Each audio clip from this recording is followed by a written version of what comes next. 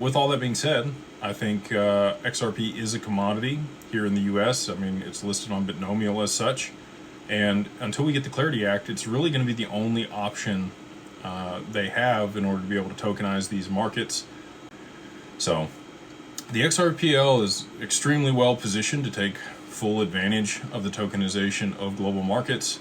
And without the Clarity Act passed here in the US, I do think it is the predominant leader in that area, and likely the one that will be adopted when there is a catalyst, which I still think is going to be oil spiking. A lot of things happen over there on the geopolitical front, which I'm sure you guys will ask about. We'll talk about Davos. We'll talk about all the things that you can do to protect yourself and make sure that you're prepared for the coming price movement in XRP.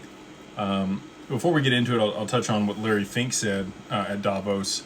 I was actually just listening to this. So, old BlackRock is talking about tokenization of financial products at scale, and how both Brazil and India are very progressive in their CBDC or their digital currency rollout. He's thinking, that we're likely going to see the tokenization of financial markets much sooner than later. And the way that he discussed it, he mentioned that it should be just on one network or one chain where things are tokenized. That's going to be difficult to do if you wanted a high level of throughput and TPS, or transactions per second, and you also wanted smart contract capability. Ethereum is, slow and expensive, but has great smart contract capability.